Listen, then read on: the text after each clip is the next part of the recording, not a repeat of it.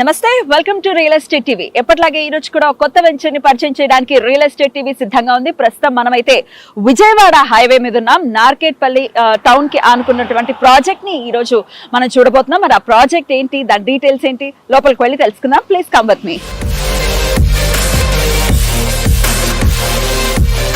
So ఈ రోజు మనం చూడబోతున్నటువంటి వెంచర్ విజయవాడ నేషనల్ హైవే ఆనుకునే ఉంది, ఫేసింగ్ చేస్తున్నటువంటి వెంచర్ అన్నమాట. సో చూస్తున్నారు కదా, ఇదే హైవే మనం చూడబోతున్న ప్రాజెక్ట్.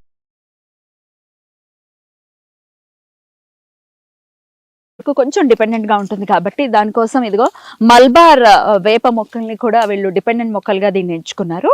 సో ఒక్కసారి ఒక 3 years 4 years తర్వాత అది ఇంకా ఇండిపెండెంట్ గా మారిపోతుంది ఈ మన శ్రీగంధం మొక్క.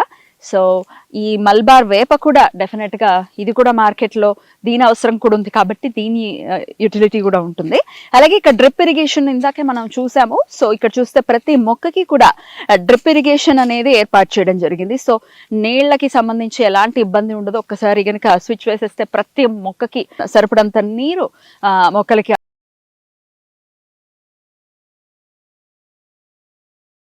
నుంచి కొంచెం ఇలా లోపలికి రాగానే చూస్తున్నారు కదండి, ఇక్కడ ఒక వాటర్ పాండ్ ని కూడా ఏర్పాటు చేశారు. ఎందుకంటే డ్రిప్ ఇరిగేషన్ ని చేసే విధానం ఇదే.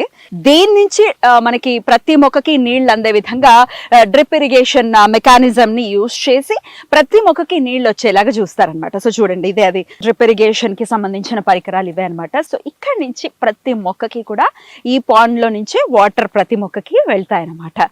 సో చూసారు కదా, ఇంకొంచెం ముందుకు వెళ్దాము. ఎలాంటి ఎమ్యూనిటీస్ ఇచ్చారు, ఎలా డెవలప్ చేశారనే విషయాలు తెలుసుకుందాం. కమాన్. ఇక్కడ ఒక అద్భుతమైన విషయమే జరిగిందండి. ఈ కంపెనీ వాళ్ళు ఎప్పుడైతే ఈ 96 acres ని తీసుకున్నారో, ఆ కన్స్ట్రక్షన్ పనులు అనేవి ఎప్పుడైతే మొదలు పెట్టారో, ఇక్కడ ఒక అమ్మవారు కూడా ఆ తవ్వకాల్లో దొరకటం జరిగింది. అమ్మవారి విగ్రహం దొరికింది. సో గోగులాంబ అమ్మవారిగా ఇదిగో అక్కడ అమ్మవారికి టెంపుల్ కన్స్ట్రక్షన్ కూడా జరుగుతోంది. అమ్మవారి విగ్రహం లోపల ఉంది. అలాగే ఆ టెంపుల్ కి సంబంధించిన ధ్వజస్తంభం ఏదైతే అవసరం అవుతుందో అది కూడా ఇక్కడ వీళ్ళు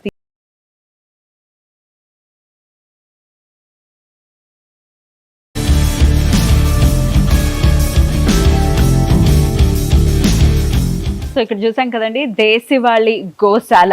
ఇక్కడ ఎన్ని ఆవులు ఉన్నాయి, చాలా అసలు చూడటానికే చాలా దివ్య మనోహరంగా అనిపిస్తోంది. సో గోశాలను కూడా ఇక్కడ వీళ్ళు కన్స్ట్రక్ట్ చేశారు. అయితే గోశాల ఇక్కడ పెట్టడానికి గల ఇంకో ప్రధాన కారణం ఏంటి అంటే గోమయం అలాగే గోమూత్రం ఏదైతే ఉందో, శ్రీగంధం మొక్కలకి కూడా గోమూత్రాన్ని ఫర్టిలైజర్ లాగా యూజ్ చేస్తారు. అంటే మొక్కల మీద స్ప్రే చేస్తారనమాట.